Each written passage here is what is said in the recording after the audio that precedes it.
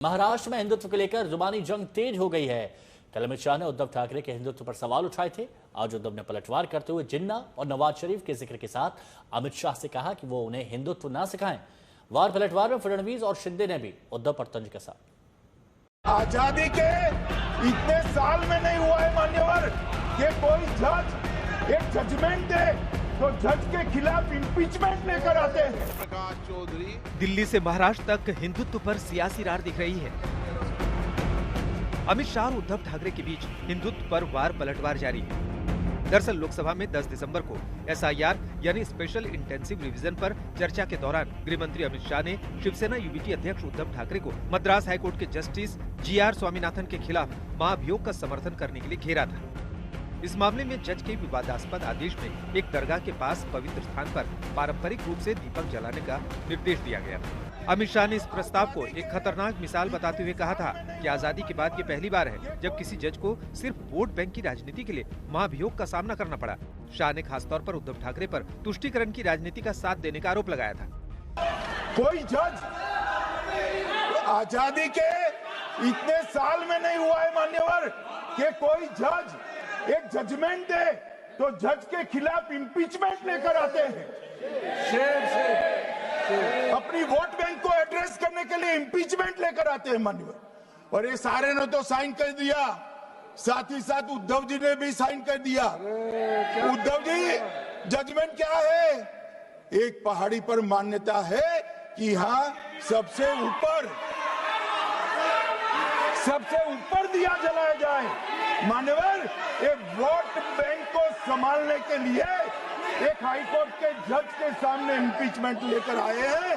देश की जनता उनको मदद नहीं करे। अमित शाह के हमले के बाद नागपुर में चल रहे विधानसभा के शीतकालीन सत्र के दौरान उद्धव ठाकरे ने बीजेपी और शाह पर चुन चुनकर प्रहार किया। उद्धव बोले, अमित शाह मुझे हिंदुत्व ना सिखाएं। अमित शहानी मला हिंदुत्व शिकायच्या भानगडीत पडू नये, कारण जर का आणखीन काही गोष्टी काढल्या तर बऱ्याच गोष्टी त्यांच्या बाहेर येतील। अगदी जिनांच्या थडग्यावरती कोणी जाऊन डोकं टेकलं होतं पासून बऱ्याच गोष्टी बाहेर येतील। नवाज शरीफचा केक कोणी खाल्ला होता इथपासून बऱ्याच गोष्टी बाहेर येतील। अगदी देशाबरोबर अतिरेकी कारवाया करणाऱ्या पाकिस्तानबरोबर त्यांचा पोरगा क्रिकेट खेळतोय तेव्हा ह्यांचं हिंदुत्व कुठे जातं, कोणत्या टोपीखाली धरतं? अमित शहानी जर जय शाह त्यांचं ऐकत नसेल आणि त्याला हिंदुत्व मान्य नसेल तर तसं सांगायचं की मी हिंदुत्ववादी आहे पण जय शाह हिंदुत्ववादी नाही, तो पाकिस्तान बरोबर क्रिकेट खेळतोय। मग त्याला एकतर त्या क्रिकेट कंट्रोल बोर्डाचा राजीनामा द्यायला लावा, नाहीतर हिंदुत्व तरी स्वीकारा, नाहीतर हे तरी स्वीकारा। उद्धव ने ये भी कहा कि क्या अमित शाह बीप से जुड़ी टिप्पणियों को लेकर मंत्री किरेन रिजिजू का इस्तीफा मांगेंगे। इसके साथ ही उद्धव ने बीजेपी के वंदे मातरम अभियान को खोखला दिखावा करार दिया। उद्धव और शाह के बीच जुबानी जंग तब और बढ़ गई जब महाराष्ट्र के उप मुख्यमंत्री और शिवसेना प्रमुख एकनाथ शिंदे ने उद्धव पर हमला बोलते हुए उन्हें राजनीतिक अस्थिरता के लिए गिरगिट बता दिया। हिंदुत्व के मुद्दे पर उद्धव ठाकरे ने अमित शाह को चुनौती दी है। उन्होंने कहा कि आप ही के सांसद, आप ही के मंत्री गोमांस खाते, उन्हें आप रोक नहीं पाते। अरे अमित शाह जी और नरेंद्र मोदी जी प्रधानमंत्री जी को हिंदुत्व के बारे में चुनौती देने का अधिकार उनको है क्या? ये मेरा सवाल है। हिंदुत्व वाले विवाद में मुख्यमंत्री देवेंद्र फडणवीस की भी एंट्री हुई।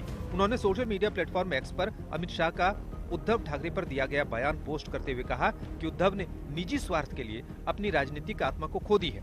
उन्होंने उद्धव पर तंज कसते हुए लिखा, तुम और क्या थे और क्या बन गए हो। उद्धव ठाकरे ने आज नागपुर के शीतकालीन सत्र में एंट्री के साथ ही केंद्रीय गृह मंत्री अमित शाह पर निशाना साधा। बीजेपी ने हिंदुत्व को लेकर उद्धव ठाकरे पर जो हमला बोला था उसके जवाब में ठाकरे बोले कि अमित शाह उन्हें हिंदुत्व ना सिखाए। उनके ही मंत्रिमंडल में एक गोमांस खाने वाले जो मंत्री है, क्या वो उनसे इस्तीफा लेंगे? अगर हिम्मत है तो वो इस्तीफा लेकर दिखाए। जिसके बाद उप मुख्यमंत्री एकनाथ शिंदे ने भी उद्धव ठाकरे पर पलटवार करते हुए उन्हें गिरगिट करार दिया है। उनका कहना है कि जिन्होंने अफजल गुरु की मजार सजाई वो हिंदुत्व पर बात ना करे। इसीलिए नागपुर के चौथे दिन शीतकालीन सत्र में हिंदुत्व के मुद्दे को लेकर उद्धव ठाकरे बनाम बीजेपी और एकनाथ शिंदे की शिवसेना आपस में भिड़ती नजर आई। कैमरा पर्सन मंदार चौहान के साथ मैं ऋत्विक भालेकर, नागपुर, आज तक।